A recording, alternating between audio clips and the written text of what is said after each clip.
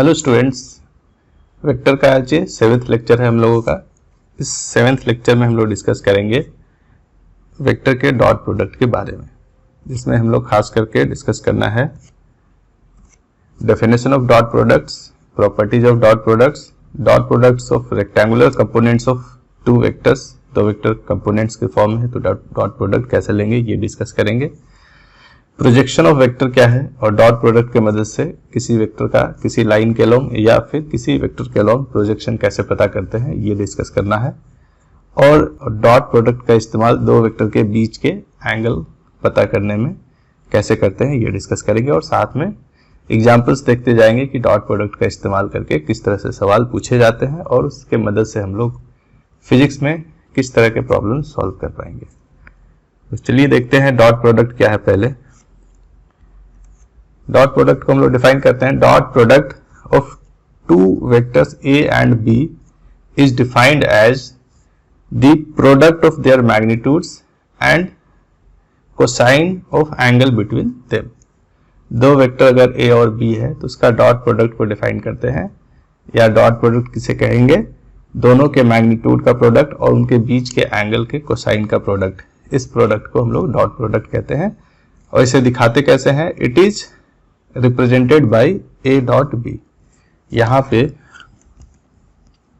ये ए dot B से हम लोग डॉट प्रोडक्ट को रिप्रेजेंट करते हैं। ये सिर्फ एक सिंबल है, इसका मतलब होता है कि दो वेक्टर के मैग्नीट्यूड, इसका मतलब है दो वेक्टर का मैग्नीट्यूड और उनके बीच के एंगल के कोसाइन का प्रोडक्ट। क्या है, it is a scalar quantity also called scalar product. Dot product एक स्केलर क्वांटिटी है जिसको हम लोग स्केलर प्रोडक्ट भी कहेंगे। मैथमेटिकली इसको हम लोग किस तरह से लिखते हैं, ए डॉट बी, यहाँ पे हम लोग इसको ए डॉट बी लिखेंगे, इज इक्वल्स टू ए का मैग्नीट्यूड इंटू बी का मैग्नीट्यूड इंटू कॉस थीटा। तो इस तरह से ए डॉट बी को हम लोग ए बी कॉस थीटा भी लिख सकते हैं। ये मॉड ए जो है वेक्टर ए का मैग्नीट्यूड बता रहा है, उसको आप सिंपली ए से भी लिख सकते हैं। अगर यहाँ एरो साइन नहीं लगा हुआ है इसका मतलब है कि ये वेक्टर ए के मैग्नीट्यूड को रिप्रेजेंट कर रहा है। उसी तरह बी के मैग्नीट्यूड को सिर्फ बी से लिख सकते हैं। तो ए बी कॉस थीटा को ही डॉट प्रोडक्ट कहेंगे। अब यहाँ पे एक सवाल बहुत लोगों के मन में आता है कि जो डॉट प्रोडक्ट है उसमें हम लोग ए बी कॉस थीटा ही क्यों लिखते हैं, कॉस थीटा की जगह टैन थीटा क्यों नहीं, साइन थीटा क्यों नहीं लिया जाता है, या dot product A B cos theta क्यों होता है। तो फिजिक्स की भाषा में आपको बता दें, फिजिक्स में कुछ लॉज है, कुछ डेफिनेशंस है और कुछ थ्योरम हम लोग पढ़ते हैं। तो जो थ्योरम है उसको तो हम लोग प्रूव कर सकते हैं, पर लॉज और डेफिनेशन को कभी भी प्रूव नहीं किया जा सकता है। यहाँ पे ये एक डेफिनेशन है। डेफिनेशन का मतलब होता है कोई टर्म है उसका नाम देना। तो यहाँ पे आप देख रहे हैं कि कोई भी दो वेक्टर का मैग्नीट्यूड और उनके बीच के एंगल के कोसाइन का जो प्रोडक्ट होगा उसको हमेशा हम लोग डॉट प्रोडक्ट कहेंगे। तो इसके पीछे और कोई लॉजिक नहीं है कि कॉस थीटा क्यों होता है, या इसको हम लोग प्रूव नहीं कर सकते हैं। ये मात्र एक डेफिनेशन है। जहां जहां भी ए बी कॉस थीटा आएगा, यानी दो वेक्टर का मैग्नीट्यूड और उनके बीच के एंगल का कोसाइन का प्रोडक्ट आएगा, उसके जगह पे हम लोग ए डॉट बी लिख सकते हैं। अब यहाँ पे जो डॉट साइन यूज किया गया है उसका भी कोई मैथमेटिकल मीनिंग नहीं है। इसको हम लोग प्रोडक्ट या इनटू इस तरह से नहीं कह सकते हैं, डॉट ही कहना है। और ये एक सिंबल मात्र है। इसको जब लिखेंगे ए डॉट बी को, या ए डॉट बी का जब वैल्यू पता करना होगा तो हम लोग क्या करेंगे, ए और बी के मैग्नीट्यूड और उनके बीच के एंगल के कोसाइन का प्रोडक्ट लेंगे, वही ए डॉट बी की वैल्यू बताएगा। या इस प्रोडक्ट को हम लोग ए डॉट बी से रिप्रेजेंट कर सकते हैं। ये एक स्केलर क्वांटिटी है, इसीलिए इसका कोई डायरेक्शन नहीं होगा। अब इसकी आवश्यकता क्या है, बड़ी बात यह है कि ऐसे नए टर्म हम लोग डिफाइन क्यों करते हैं। तो इस नए टर्म से हम लोग बहुत सारे दूसरे फिजिकल क्वांटिटी को एक्सप्लेन करना आसान हो जाता है, उसको डिफाइन करना आसान हो जाता है। जैसे फिजिक्स में कुछ और डेफिनेशन हम लोग पढ़ेंगे लीनियर मोमेंटम का। लीनियर मोमेंटम क्या है, mass into velocity. Mass into velocity linear momentum क्यों होता है ये सवाल नहीं पूछा जा सकता है, क्योंकि मास इंटू वेलोसिटी को नाम दिया गया लीनियर मोमेंटम। हाँ, पर लीनियर मोमेंटम के आने से हम लोग फोर्स को समझ पाते हैं कि जब कभी भी फोर्स किसी बॉडी पे लगता है तो उसके लीनियर मोमेंटम में चेंज आएगा, और जो अमाउंट ऑफ चेंज है वो फोर्स और टाइम ड्यूरेशन पे डिपेंड करता है। तो इस तरह से उसका एक फिजिकल सिग्निफिकेंस है। उसी तरह डॉट प्रोडक्ट का भी एक फिजिकल सिग्निफिकेंस है। बहुत सारे जगहों पे जब हम लोग फिजिक्स डिस्कस करेंगे तो कुछ ऐसे फिजिकल क्वांटिटी होंगे जो दो फिजिकल क्वांटिटी के मैग्नीट्यूड और उनके बीच के एंगल के कोसाइन के प्रोडक्ट पे डिपेंड करेगा। जैसे हम लोग या आप लोग इसके पहले भी पढ़े होंगे कि वर्क डन जब कैलकुलेट करते हैं तो फोर्स लेते हैं इनटू डिस्प्लेसमेंट और दोनों के बीच के एंगल के कॉस का प्रोडक्ट लेते हैं। तो आप उसको इतना लंबा ना बोल करके सीधे कह सकते हैं फोर्स और डिस्प्लेसमेंट का डॉट प्रोडक्ट है वर्क डन।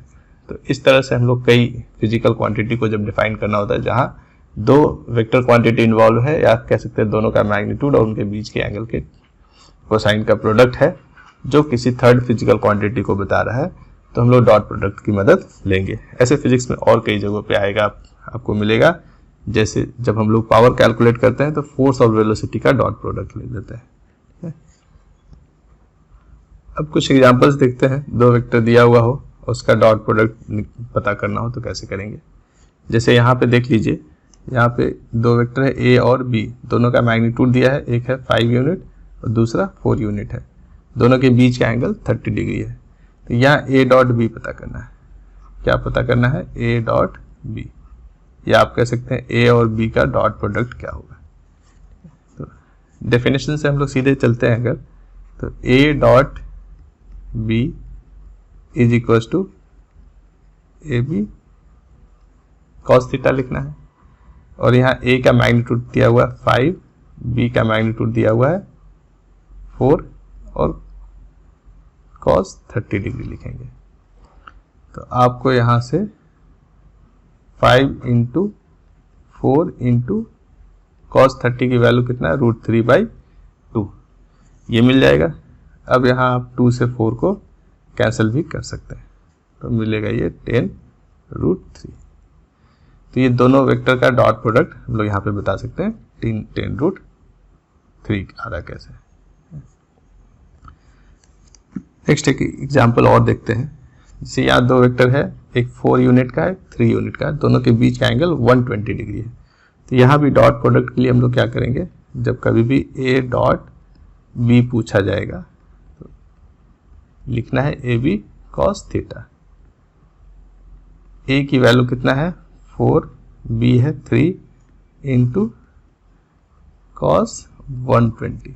अब आपको क्या होना चाहिए डॉट प्रोडक्ट के लिए? एक तो ये डेफिनेशन पता होना चाहिए डॉट प्रोडक्ट बताने के लिए, और साथ साथ जो एंगल है उसका कोसाइन का वैल्यू पता होना चाहिए।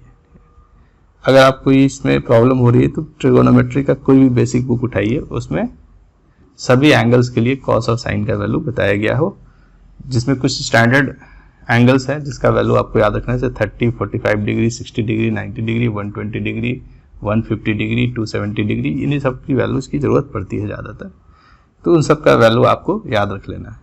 यहाँ पे आपको पता होना चाहिए cos 120 का वैल्यू -1/2 होता है। बाकी सारा हमको पता है ही, इसको 4 इंटू 3 इंटू -1/2 लिखेंगे तो आंसर हो जाएगा हमारा -6। 2 से 4 को कैंसिल कर सकते हैं, 2 इंटू 3 6 हो गया और ये माइनस साइन भी -6 हो गया। और भी कुछ एग्जाम्पल्स देख सकते हैं हम लोग इस पे। थर्ड एग्जाम्पल में यहाँ पे भी आपको ए डॉट बी बताना है, ठीक है। इसमें ए दिया हुआ है 4 यूनिट है, बी का भी मैग्नीट्यूड दिया हुआ है, दोनों के बीच का एंगल 90 डिग्री है। तो ए डॉट बी डेफिनेशन से हम लोग चलते हैं।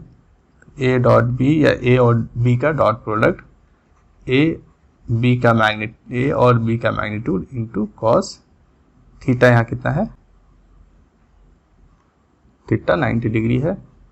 ए की वैल्यू यहाँ पे पता है पहले से 4 यूनिट है, इंटू बी है 3 और कॉस 90 होता है 0, तो ये पूरा वैल्यू 0 हो गया।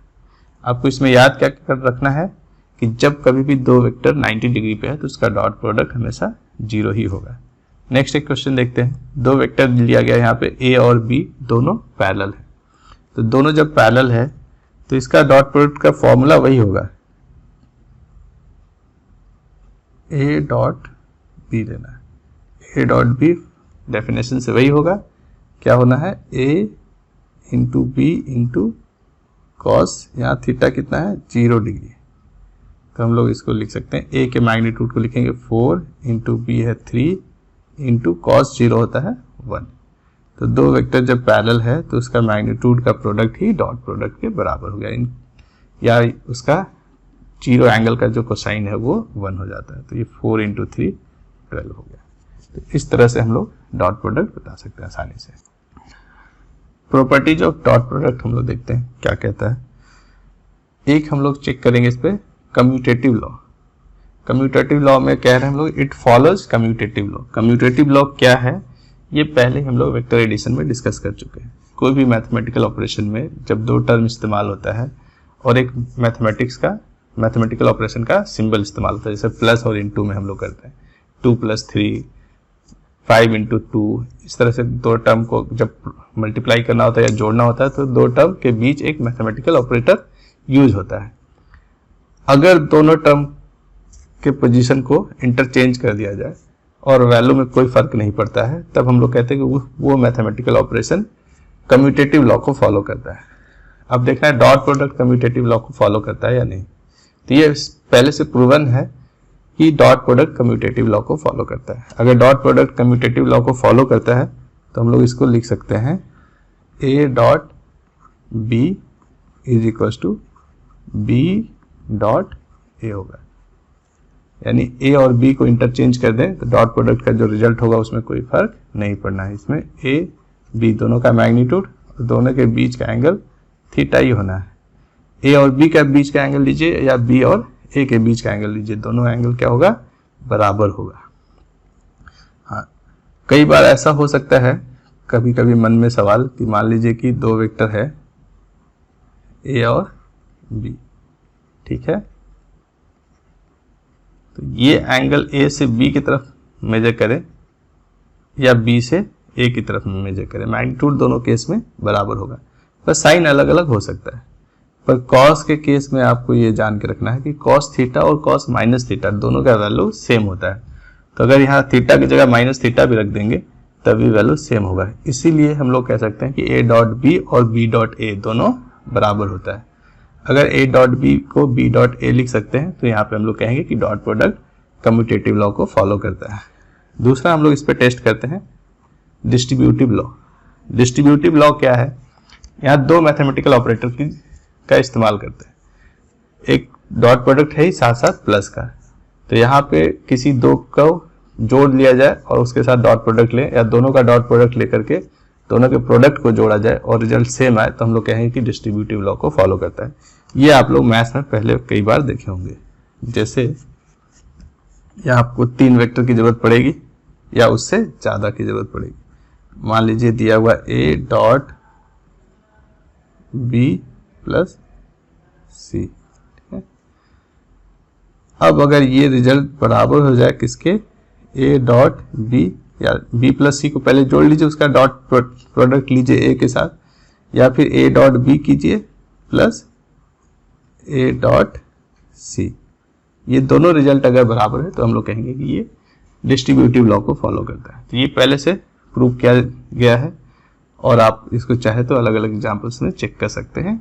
ये हमेशा बराबर होगा। A dot B plus C कीजिए या A dot B plus A dot C पहले कर लीजिए और दोनों को ऐड कर लीजिए, दोनों ही केस में रिजल्ट बराबर आएगा। तो हम लोग देख सकते हैं कि डॉट प्रोडक्ट में ऑर्डर चेंज करने से कोई फर्क नहीं पड़ता है और ये डिस्ट्रीब्यूटिव लॉ को फॉलो भी करता है। अब इसके इसी प्रॉपर्टीज के मदद से कुछ और डॉट प्रोडक्ट जो जहां पे वेक्टर कंपोनेंट्स के फॉर्म में दिया हुआ है तो उन वेक्टर्स का भी डॉट प्रोडक्ट हम लोग पता कर सकते हैं। उसके पहले आइए चलिए देखते हैं पहले कि यूनिट वेक्टर का डॉट प्रोडक्ट कैसे बताएंगे।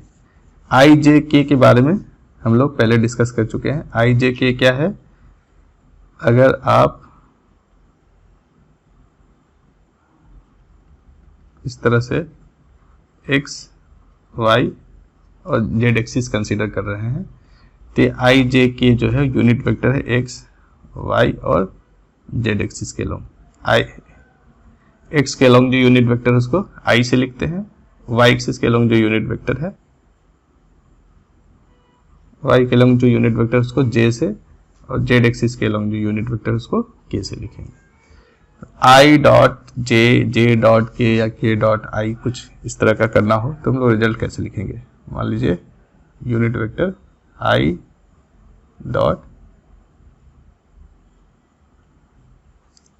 डॉट जे करना है, दोनों का मैग्नीट्यूड लिखेंगे, दोनों का मैग्नीट्यूड 1 1 होता है, इनटू कॉस दोनों के बीच का एंगल, तो आई और जे के बीच का एंगल क्या होगा, एक्स और वाई एक्सिस के बीच जो एंगल होता है वही आई और जे के बीच होगा, दोनों के बीच का एंगल 90 डिग्री होता है, तो यहाँ 90 करेंगे। कॉस 90 की वैल्यू 0 होता है, इसीलिए पूरा प्रोडक्ट 0 होगा। उसी तरह अगर जे डॉट के करना हो तो यहाँ भी दोनों का मैग्नीट्यूड 1 है और दोनों के बीच का एंगल 90 डिग्री है, इसलिए प्रोडक्ट 0 होगा। अब इस तरह से आप के को आई के साथ करिए। दो अलग अलग यूनिट वेक्टर को जब भी लेंगे तो क्योंकि दोनों हमेशा एक दूसरे से 90 डिग्री पे है तो इसका प्रोडक्ट क्या होगा, 0 हो जाएगा। आप के डॉट जे कर लीजिए, ये भी 0 होगा। जे डॉट आई कर लीजिए, ये भी 0 होगा। हाँ, अब एक केस हम लोग कंसिडर करते हैं, अगर कि आई डॉट आई करने के लिए आ जाए कहीं पे, तो यहाँ दोनों का मैग्नीट्यूड 1 है और दोनों के बीच का एंगल 0 डिग्री होगा। आई दोनों एक ही वेक्टर को रिप्रेजेंट कर रहा है, या कह सकते हैं कि दोनों सेम डायरेक्शन में यूनिट वेक्टर है, तो यहाँ दोनों के बीच का एंगल 0 हो गया और cos 0 का वैल्यू 1 होता है, तो ये प्रोडक्ट हमारा 1 हो जाएगा। तो उसी तरह आप कह सकते हैं दो सेम यूनिट वेक्टर को जब डॉट प्रोडक्ट लेंगे तो आंसर हमेशा 1 होगा। जे डॉट जे, ये भी 1 होगा।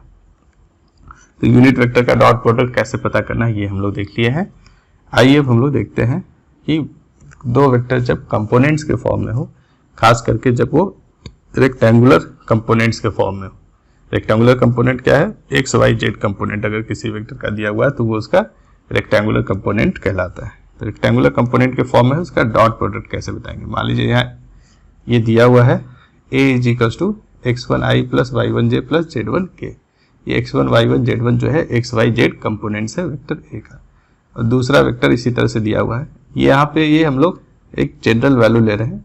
क्वेश्चंस में जनरली 2 4 3 ऐसे 1 -2 -4 कुछ भी एक वैल्यू दिया रहेगा x1 y1 z1 की जगह पे, और यहाँ b का भी अलग अलग वैल्यू होगा x2 y2 z2। ये x2i plus y2j plus z2k, ये अलग अलग कंपोनेंट्स को बता रहा है।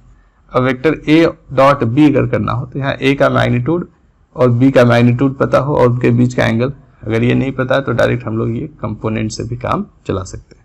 कैसे करेंगे, a डॉट b को हम लोग लिखेंगे a की जगह पे ये पूरी वैल्यू रख लेंगे a का, और b की जगह पे x2i plus y2j plus z2k रखेंगे। उसके बाद हम लोग क्या करेंगे, यहाँ पे डिस्ट्रीब्यूटिव लॉ लगा देंगे। डिस्ट्रीब्यूटिव लॉ में क्या करते हैं, x1 का डॉट प्रोडक्ट लेंगे x2i y2j और z2k सबके साथ डॉट प्रोडक्ट लेंगे और ऐड करेंगे। उसी तरह y1 का इन तीनों के साथ डॉट प्रोडक्ट लेकर के ऐड करेंगे। z1k का dot product x2i plus y2j plus z2k इन तीनों के साथ लेंगे और वो टर्म को भी ऐड करेंगे। तो आप पूरा टर्म ऐसे लिख सकते हैं, x1 का पहले हम क्या किए हैं, x2 के साथ y2 के साथ और z2k के साथ तीनों के साथ डॉट प्रोडक्ट लिए। उसी तरह y1 का हम लोग x2 के साथ y2 के साथ और z2k के साथ, उसी तरह z1k का x2i y2j और z2k के साथ डॉट प्रोडक्ट लिए। ये करेंगे हम लोग। अब देखिए x1i और x2i दोनों x के डायरेक्शन में ही वेक्टर है, दोनों के बीच का एंगल 0 डिग्री हुआ, तो दोनों का मैग्नीट्यूड इंटू cos 0 होता है 1, तो दोनों के मैग्नीट्यूड के प्रोडक्ट के बराबर होगा। इस रिजल्ट को हम लोग यहाँ पे लिखेंगे, ये x1 इंटू x2 हो जाएगा। प्लस अब आगे चलेंगे तो x1i प्लस y2j, ये एक x एक्सिस के लॉन्ग है, दूसरा y एक्सिस के लॉन्ग है, दोनों के बीच 90 डिग्री का एंगल है। जब 90 डिग्री पे दो वेक्टर होगा तो उसका डॉट प्रोडक्ट 0। उसी तरह x1 और z2, x1i और z2k ये 90 डिग्री पे है तो इसका डॉट प्रोडक्ट 0 होगा। यहाँ पे ये y1 और x2 इन दोनों का डॉट प्रोडक्ट भी 0 होगा। y1j और y2j ये दोनों सेम डायरेक्शन में है, तो इसका डॉट प्रोडक्ट होगा, कितना होगा, y1 इंटू y2 प्लस, अब y1 y2 दोनों सेम डायरेक्शन में है, इसलिए डॉट प्रोडक्ट दोनों के मैग्नीट्यूड के प्रोडक्ट के बराबर हुआ है। y1 और y1j और z2k का डॉट प्रोडक्ट फिर से 0 होगा, दोनों 90 डिग्री पे है। यहाँ पे z1 और x2, z1k और x2i, एक z एक्सिस के लॉन्ग है और एक y एक्सिस के लॉन्ग है, दोनों 90 डिग्री पे, इसलिए इसका डॉट प्रोडक्ट 0। यहाँ इसका भी डॉट प्रोडक्ट 0, इसका डॉट प्रोडक्ट होगा कितना, z1 इंटू z2। तो इसको आप फॉर्मूले के तौर पे याद कर सकते हैं कि a डॉट b जहां पे कंपोनेंट के फॉर्म में दिया गया हो, तो इसको सीधे यहां से देख सकते हैं कि आई जो दिया हुआ या जो x कंपोनेंट उसको मल्टीप्लाई कर दिए प्लस y वाले कंपोनेंट को एक साथ कर दिए, और जो z एक्सिस के लॉन्ग कंपोनेंट है उसको आपस में मल्टीप्लाई कर दिया और इसका टोटल सम ले लेंगे। तो कंपोनेंट के फॉर्म में दिया रहेगा तो उसका डॉट प्रोडक्ट पता करना और भी ज़्यादा आसान है। कुछ एग्जांपल्स देखते हैं हम लोग, इसको आपको याद रखना है, नोट कर लीजिएगा। यहाँ पे दिया है find a dot b if a is equals to 3i plus 2j minus 3k and b is equals to 3i plus 4j plus 2k। दूसरा क्वेश्चन इसी में है, a दिया हुआ 2i माइनस k, b दिया हुआ i plus 3j plus 2k। तो a dot b पता करना है। पहले वाले में हम लोग क्या करेंगे, पहले वाले में a डॉट b जब लेंगे तो आप इसका दोनों का आई का कंपोनेंट कोफिशिएंट जो है उसको मल्टीप्लाई कर दीजिए, 3 इंटू 3 प्लस ये 2 और 4 मल्टीप्लाई हो जाएगा, 2 इंटू 4 प्लस यहाँ से लेंगे -3, ये -3 इंटू इसका लेंगे 2।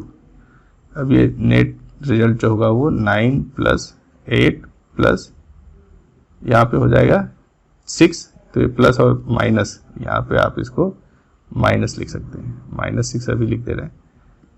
चलिए, तो 9 प्लस 8 माइनस 6, 8 में से पहले 6 को माइनस कर दें तो बचा 2, 2 9 में ऐड कर दिए 11।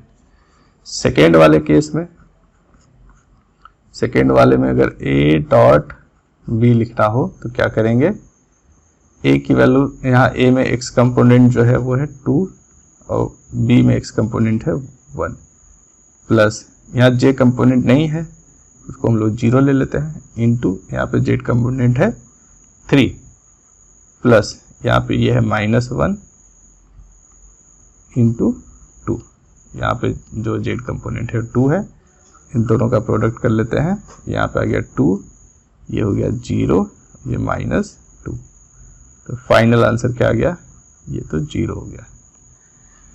तो इस तरह से डॉट प्रोडक्ट हम लोग जब कंपोनेंट के फॉर्म में वेक्टर दिया गया हो तो उसका डॉट प्रोडक्ट आसानी से बता सकते हैं। और भी कुछ एग्जांपल्स देखते हैं हम लोग।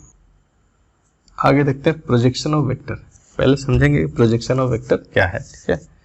प्रोजेक्शन ऑफ वेक्टर हम लोग कहते हैं जैसे कोई वेक्टर ए दिया हुआ है यहाँ पे, ठीक है, उसका किसी लाइन के लॉन्ग प्रोजेक्शन हम लोग को पता करना हो।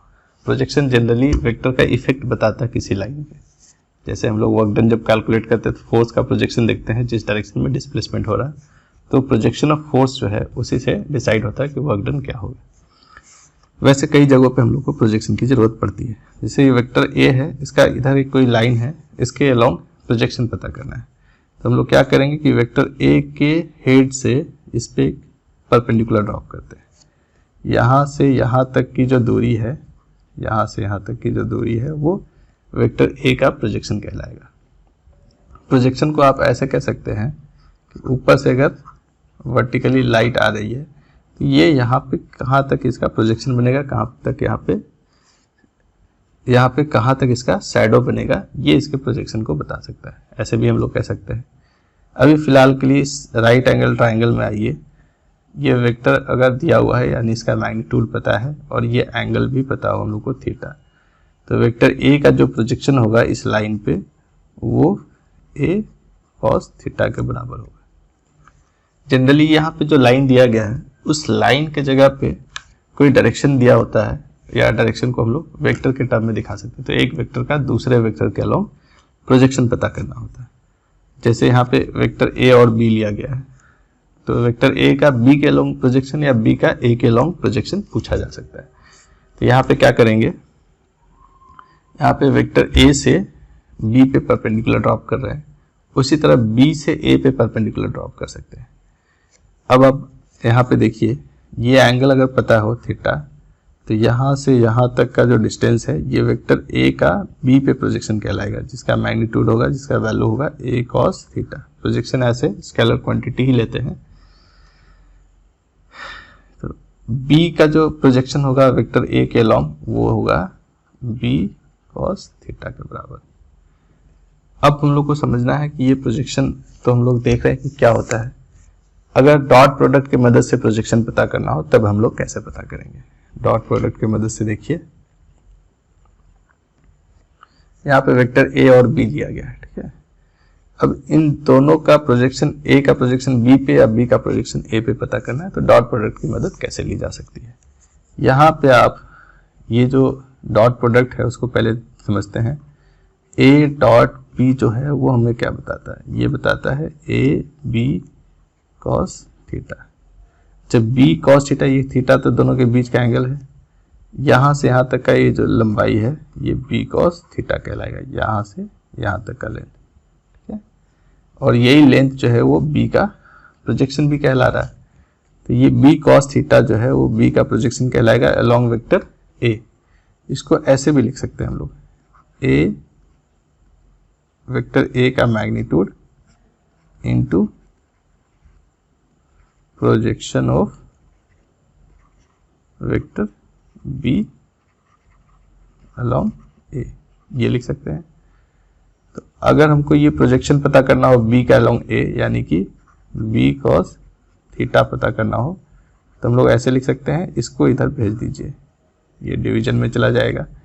ए डॉट बी डिवाइडेड बाई नीचे आ जाएगा वेक्टर ए का मैग्नीट्यूड। इस तरह से बी का प्रोजेक्शन अलोंग ए मिल जाएगा। अगर हमको कहीं ए का प्रोजेक्शन बताना हो, projection of A along B, इसका मतलब हो गया ए कॉस थीटा, यही प्रोजेक्शन है। ए कॉस थीटा जो है वो वेक्टर ए का बी के लॉन्ग प्रोजेक्शन है। ये कैसे मिलेगा, यहाँ से आ जाइए, ए कॉस थीटा अगर चाहिए तो बी को इस तरफ भेजना होगा, तो आप इसको लिख सकते हैं A dot B divided by B कर दीजिए। ए डॉट बी जो है उसको बी के मैग्नीट्यूड से डिवाइड कर दीजिए। ए डॉट बी क्या बता रहा है, ए और बी के मैग्नीट्यूड का प्रोडक्ट इंटू कॉस थीटा। अगर बी के मैग्नीट्यूड से हम लोग यहाँ पे डिवाइड कर दे रहे हैं, इस बी के मैग्नीट्यूड से डिवाइड कर देंगे ए बी कॉस थीटा को, तो ऊपर ए कॉस थीटा बचेगा सर। तो ऐसे अगर डॉट प्रोडक्ट पता हो हम लोग को, तो दूसरे वेक्टर्स के मैग्नीट्यूड से डिवाइड करेंगे तो पहले वेक्टर का प्रोजेक्शन मिल जाएगा। तो कई बार प्रोजेक्शन पूछा जाता है, देखिए इस पे सवाल कैसा होगा। यहाँ क्वेश्चन है, find the projection of A along B where A दिया गया है 2i plus J minus K and B is equal to i plus 2j minus 2k। A और बी दिया हुआ है और क्या बताना है हम लोग को, यहाँ पे ध्यान दीजिए, प्रोजेक्शन ऑफ ए ये बताना है। प्रोजेक्शन ऑफ ए के लिए हम लोग क्या करेंगे, प्रोजेक्शन ऑफ ए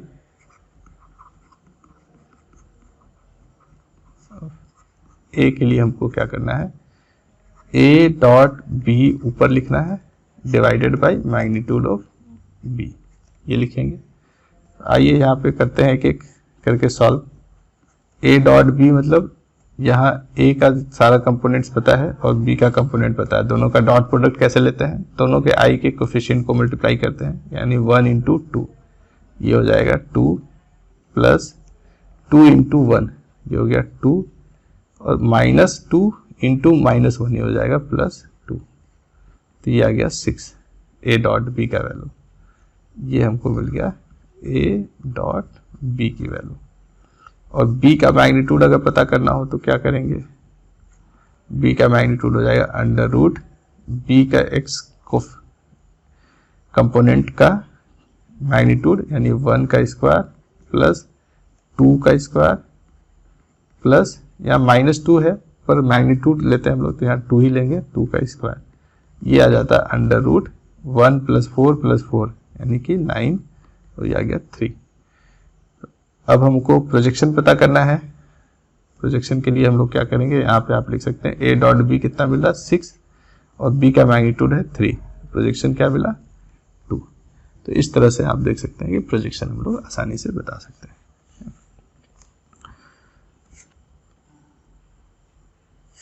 अब देखते हैं कि डॉट प्रोडक्ट के मदद से हम लोग दो वेक्टर के बीच का एंगल भी पता कर सकते हैं। अगर कहीं दो वेक्टर दिया गया है और दोनों कंपोनेंट के फॉर्म में है, यानी उसका एक्स वाई जेड कंपोनेंट दिया हुआ है, तब वैसे कंडीशन में, वैसी स्थिति में दोनों के बीच का एंगल कैसे पता करेंगे। कंपोनेंट्स पता है, उसको ऐड करेंगे, वेक्टर मिलेगा, दोनों वेक्टर का डायरेक्शन देखेंगे, तब एंगल पता चलेगा। वो बहुत डिफिकल्ट टास्क होगा, पर डॉट प्रोडक्ट की मदद से आसानी से हम लोग एंगल बता सकते हैं। कैसे बता सकते हैं, डॉट प्रोडक्ट में कॉस थीटा तो आता ही है। अगर यहाँ दो वेक्टर दिया हुआ है, इन दोनों के बीच का एंगल मान लेते हैं थीटा है, तो हम लोग ए डॉट बी को ए बी कॉस थीटा तो लिखते ही है, तो cos theta is equal to क्या लिख देंगे, A dot B divided by A का मैग्नीट्यूड इंटू बी का मैग्नीट्यूड, यानी डॉट प्रोडक्ट को दोनों के मैग्नीट्यूड से डिवाइड कर दें तो कॉस थीटा की वैल्यू मिल जाएगा। कॉस थीटा मिल गया तो थीटा आसानी से मिल जाएगा। ये जो रेशियो है उसी से थीटा की वैल्यू पता चलता है। अगर स्टैंडर्ड वैल्यू पर ना हो तो इसको आप theta is equal to cos inverse A dot B divided by A B ऐसे भी लिख के छोड़ सकते हैं। तो इस तरह से अगर वेक्टर, दो वेक्टर दिया हुआ है, कई बार क्या होता है कि दोनों वेक्टर दिया हुआ है डायरेक्ट तो ठीक है, नहीं तो कंपोनेंट के फॉर्म में तो इसका डॉट प्रोडक्ट निकालेंगे डिस्ट्रीब्यूटिव लॉ लगा के। जैसे हम लोग को रूल मिला है कि x1 x2 plus y1 y2 plus z1 z2 करना है डॉट प्रोडक्ट के लिए, तो वहां से डॉट प्रोडक्ट मिल जाएगा। और दोनों का मैग्नीट्यूड कैसे पता करना ये हम लोग पहले से जानते हैं, तो दोनों का मैग्नीट्यूड पता कर लेंगे। ए डॉट बी और दोनों वेक्टर का मैग्नीट्यूड पता चल गया तो इसका रेशियो लेकर के आप कॉस थीटा पता कर लेंगे और वहां से थीटा पता कर लेंगे। तो मोस्ट ऑफ द केस में हम लोग डॉट प्रोडक्ट का इस्तेमाल एंगल पता करने के लिए ही करते हैं। जब कभी भी सवाल आपसे पूछा जाए और सवाल में हो कि दो वेक्टर के बीच का एंगल बताइए जहां वेक्टर दिया हुआ है, तो सबसे पहले आपके दिमाग में स्ट्राइक करना चाहिए कि डॉट प्रोडक्ट का यहाँ मदद लिया जा सकता है। वैसे करके आपको आगे प्रोसीड करना है। आगे कुछ क्वेश्चन देखते हैं, आप समझ जाएंगे कि सवाल किस तरह का है और कैसे अप्रोच करना है। Find the angle between vector A and B if A is equals to 2i plus 2j plus k। A दिया हुआ 2i plus 2j plus k, B is equals to दिया हुआ i plus 2j minus 2k। A और B दोनों components के form में दिए हुए हैं और इनके बीच का एंगल पता करना है। तो हम बताए थे कि जब कभी भी एंगल पता करना हो तो सीधे डॉट प्रोडक्ट की मदद लीजिए। तो आप क्या करेंगे, एंगल के लिए हमारे पास सब कुछ पता है कि जब कभी भी एंगल पता करना है तो आप कॉस थीटा की वैल्यू पता कर सकते हैं, A dot B divided by A into B करके। ठीक है, सबसे पहला टास्क हमारा क्या है, ए डॉट बी पता करना। ए डॉट बी के लिए हम क्या करेंगे, आप यहाँ पे इसको अब डायरेक्ट यहीं से लिखना शुरू कर सकते हैं। ए डॉट बी के लिए हम लोग लिख सकते हैं, ए डॉट बी के लिए 2 इंटू 1, ऊपर हो गया 2 plus 2 into 2 4 plus 2 into minus 1, ये माइनस 2 आ गया ऊपर 4 डिवाइडेड बाई इसका मैग्नीट्यूड लेंगे, इसका मैग्नीट्यूड हो जाएगा 2 का स्क्वायर 4 प्लस 1 का रूट। ये दूसरे वाले का मैग्नीट्यूड, b का मैग्नीट्यूड कैसे लिखेंगे, यहाँ 1 का स्क्वायर 1 प्लस 2 का स्क्वायर 4 प्लस 2 का स्क्वायर, इसका स्क्वायर करेंगे तो 4 आ जाएगा। तो हमको मिल रहा है ऊपर 4 और नीचे ये √9 इंटू √9, दोनों को मल्टीप्लाई कर देंगे तो 9 हो जाएगा। √9 का हो जाता है 3 और √9 हो जाएगा 3 इंटू 3 9 हो गया। ये कॉस थीटा हो गया। ठीक है, अब यहाँ पे थीटा का स्टैंडर्ड वैल्यू नहीं मिल रहा तो लिख सकते हैं theta is equal to cos inverse 4/9। ये भी आंसर लिख सकते हैं। जहाँ पे एग्जाम्पल नंबर थोड़ा करेक्ट करेंगे, ये एग्जाम्पल नंबर है 8। नेक्स्ट हम लोग को देखना 9th एग्जाम्पल जो है वो कह रहा है find the angle between A and B if A is equal to दिया हुआ बी इक्वल टू दिया हुआ, दोनों कंपोनेंट के फॉर्म में A is equal to 2i plus 2j plus 3k है and B is equal to दिया हुआ है i plus 2j minus 2k। दूसरा इसी में दूसरा पार्ट है a इज इक्वल टू दिया हुआ i plus 2j and b is equal to 2i minus j। दोनों का एंगल बताना, दोनों के बीच का, इस दोनों ही क्वेश्चन में a और b के बीच का एंगल बताना है। देखते हैं कैसे एंगल बताया जाएगा। यहाँ पे आपको डॉट प्रोडक्ट की मदद लेनी ही है, हम लोग को डॉट प्रोडक्ट का मदद लेना है। लिखेंगे a डॉट b, फर्स्ट वाले क्वेश्चन पे लिख कर रहे हैं, is equal to a dot b पहले पता कर लेते हैं। 2 इंटू 1 2, 2 इंटू 2 प्लस 4 हो गया, 3 इंटू माइनस 2 माइनस 6 हो गया, ये हो गया 0। जब भी एंगल पता करेंगे cos theta is equal to आप क्या लिखते हैं, a डॉट b ऊपर लिखते हैं, नीचे a का मैग्नीट्यूड और b का मैग्नीट्यूड, ये दोनों का मैग्नीट्यूड लेंगे। दोनों में से कोई 0 नहीं है तो कुछ एब्सोल्यूट वैल्यू होगा, पर डॉट प्रोडक्ट 0 हो गया। तो डॉट प्रोडक्ट जब 0 हो गया तो 0 बटा कोई भी फाइनाइट वैल्यू हम लोग कितना ले लेते हैं, 0 ले लेते हैं। तो cos थीटा 0 कब होगा, जब थीटा इज इक्वल टू, यहां से आप देख सकते हैं थीटा इज इक्वल टू 90 होगा, तभी cos थीटा की वैल्यू 0 होता है। ये पता चल गया कि दोनों वेक्टर एक दूसरे के परपेंडिकुलर हैं। दूसरा एग्जांपल देखिए, इस सेकेंड एग्जांपल में भी जब आप a डॉट b करते हैं तो आपको क्या मिल जाता है, 1 इंटू 2, ये 2 हो गया, 2 इंटू माइनस 1 माइनस 2 हो जा रहा है, तो माइनस 2। डॉट प्रोडक्ट क्या आ गया, 0 आ गया। डॉट प्रोडक्ट 0 होने का मतलब है थीटा क्या होगा, 90 डिग्री होगा।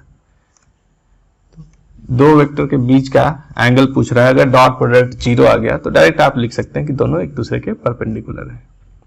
ठीक है, इसमें ये जो लास्ट वाला क्वेश्चन है उस पर ध्यान दीजिए। यहाँ पे हम लोगों ने क्या किया है कि जब दो ही कंपोनेंट हो, i j या j के, इस तरह से दो ही कंपोनेंट हो, तो इसमें ये परपेंडिकुलर कब होगा इसको चेक करना बहुत आसान है। इन दोनों का कोफिशिएंट का जब रेशियो लेंगे तो दोनों का कोफिशिएंट का रेशियो एक दूसरे के ठीक इनवर्स होगा, या फिर दोनों के कोफिशिएंट का रेशियो अगर लेते हैं, यानी कि एक का कोफिशिएंट है x1 दूसरे का x2 और y1 बाई y2, इन दोनों का प्रोडक्ट करेंगे तो ये आपको -1 देगा। ऐसा अगर आ जाए तब हम लोग कहेंगे कि इसका डॉट प्रोडक्ट 0 होगा, या फिर कह सकते हैं कि दोनों वेक्टर एक दूसरे के परपेंडिकुलर है। तो इस तरह से भी आप चेक कर सकते हैं, पूरा डॉट प्रोडक्ट कैलकुलेट करने की जरूरत नहीं पड़ेगी।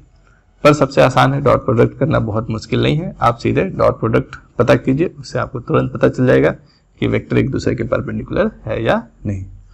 अब जब भी दो वेक्टर परपेंडिकुलर होगा तो डॉट प्रोडक्ट 0 होना चाहिए। इसी फैक्ट का इस्तेमाल करके कुछ क्वेश्चंस और पूछे जाते हैं। जैसे यहाँ नेक्स्ट क्वेश्चन देखिए, कह रहा है, ये नेक्स्ट क्वेश्चन कह रहा है कि इफ a दिया हुआ 2i, a is equal to 2i plus 2j plus 3k and b is equal to दिया हुआ है i plus 2j minus ck, then find the value of c for which a and b are perpendicular. a और b perpendicular हो उसके लिए c की value क्या होगी ये बताना आपको। तो हम लोग जानते हैं कि जब एक दूसरे के दोनों परपेंडिकुलर होंगे तो a डॉट b क्या होना चाहिए, दोनों का डॉट प्रोडक्ट 0 होना चाहिए। दो वेक्टर तभी परपेंडिकुलर होगा जब डॉट प्रोडक्ट 0 होगा। तो यहाँ पे ये दो वेक्टर का कंपोनेंट दिया हुआ है, इसका डॉट प्रोडक्ट 0 कब होगा, तो डॉट प्रोडक्ट क्या होगा पहले ये देखते हैं। 2 इंटू 1 लिखेंगे पहले, 2 इंटू 1 प्लस दोनों का j कोफिशिएंट को मल्टीप्लाई कर देते हैं, तो 2 into 2 plus 3 into minus c करेंगे तो माइनस 3c हो जाएगा। तो प्लस जो है वो माइनस में चेंज हो गया, इज इक्वल टू 0 होना चाहिए। अब इसको सॉल्व करके हम लोग आसानी से बता सकते हैं कि c की वैल्यू क्या होगा ताकि ये डॉट प्रोडक्ट 0 हो। तो यहाँ से आपको मिलता है 2 इंटू 1 2 और ये 4, 2 एंड 4 को हम लोग लिख सकते हैं 6 minus 3c is equal to 0। तो यहाँ से आपको 3c इज इक्वल टू 6 होगा and c is equal to आप सॉल्व करके ला सकते हैं 6/3 इज इक्वल टू 2। तो तो इस तरह से भी क्वेश्चन सॉल्व कर सकते हैं, या इस तरह से भी सवाल घुमा फिरा के पूछा जा सकता है। कॉन्सेप्ट क्या याद रखना है, डॉट प्रोडक्ट 0 होगा अगर तो दो वेक्टर परपेंडिकुलर होंगे। एक एग्जांपल और देखते हैं, find the angle between A and B. If दो वेक्टर दिया गया है, उन दोनों वेक्टर का दो वेक्टर जो है वो कंपोनेंट्स के फॉर्म में है, आपको दोनों के बीच का एंगल पता करना है। ठीक है, तो हम लोग अपने प्रोसेस से चलते हैं। एंगल पता करने के लिए क्या करना होगा, पहले ए डॉट बी पता करना होगा। पहले वाले में हम लोग चलते हैं, ए डॉट बी पता कर लेते हैं। ए डॉट बी आपको यहां से क्या मिलेगा, 2 इंटू 1 हो गया 2 प्लस 4 इंटू 2 8 प्लस 6 इंटू 3 18। तो ये हो गया आपका 10 और 18 28। और क्या करना होता है, ए का मैग्नीट्यूड पता करना होगा। ए का मैग्नीट्यूड होगा हमारा यहाँ पे, ए का मैग्नीट्यूड हम लोग लिखेंगे 2 का स्क्वायर 4 प्लस 4 का स्क्वायर 16 प्लस 6 का स्क्वायर 36। ये हो गया 40 50 56 अंडर रूट 56। ठीक है, बी का मैग्नीट्यूड लीजिए, बी का मैग्नीट्यूड लेते हैं अंडर रूट, बी का मैग्नीट्यूड हो जाएगा 1 का square 1 plus 4 plus 9 under root 14। ठीक है, अब cos theta is equal to क्या हो जाएगा, cos theta is equal to यहाँ से मिल जाएगा a डॉट बी, यानी कि पहले लिख लेते हैं a डॉट बी लिख लेते हैं, डिवाइडेड बाई नीचे क्या लिखना है, a का मैग्नीट्यूड यानी under root 56 into under root यहाँ कितना है 14। ये आपका रिजल्ट आ जाता है यहाँ पे, a डॉट बी कितना है 28, और ये अंडर रूट 56 को हम लोग क्या लिख सकते हैं, इसको हम लोग 14 इंटू 4 लिख सकते हैं क्या, देखिए 14 चौके 56 इंटू अंडर रूट 14। अब ये क्या हो गया 14 इंटू 14, रूट के बाहर आ जाएगा 14 इंटू 4 का 2, तो नीचे भी 28 होगा, ऊपर 28 नीचे 28, ये हो गया 1। अब cos थीटा की वैल्यू 1 कब आता है, जब थीटा की वैल्यू 0 हो तभी cos थीटा की वैल्यू 1 आता है। तो इस तरह से आप यहाँ पे देख रहे हैं कि थीटा 0 है, या आप कह सकते हैं कि दोनों वेक्टर जो है यहाँ पे वेक्टर a और वेक्टर b जो है वो दोनों एक दूसरे के पैरेलल होगा। एक पहचान और है दो वेक्टर पैरेलल होने का, पहचान क्या है, यहाँ पे आप जब दोनों का कोफिशिएंट का रेशियो देखेंगे,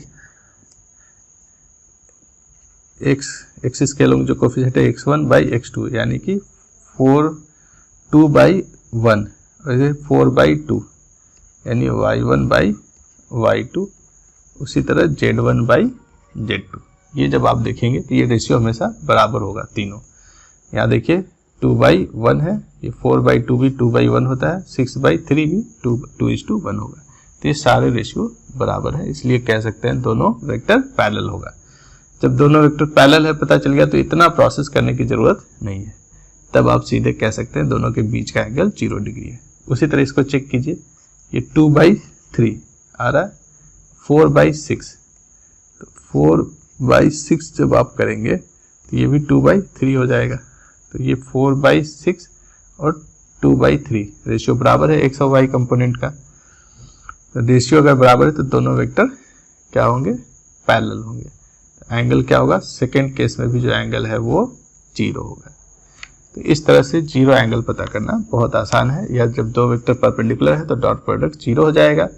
परपेंडिकुलर नहीं है, पैरेलल है, तो जो कोफिशिएंट है एक्स वाई एक्स, जो कंपोनेंट्स हैं एक्स वाई जेड एक्सिस के लोग, उनका रेशियो बराबर होगा। तो इस तरह से हम लोग पैरेलल पता करते हैं। पैरेलल या परपेंडिकुलर दोनों में से कोई नहीं है तब फिर क्या करेंगे, तब पूरा प्रोसेस फॉलो करेंगे और एंगल पता करेंगे। आज के लिए इतना ही था। इस लेक्चर को पूरा देखने के लिए धन्यवाद, और आगे की क्लास में हम लोग क्रॉस प्रोडक्ट डिस्कस करेंगे। उसके बाद ये वेक्टर हमारा कंप्लीट हो जाएगा। अगर पहले का लेक्चर आप लोगों ने नहीं देखा तो उस लेक्चर को भी पूरा देख लें।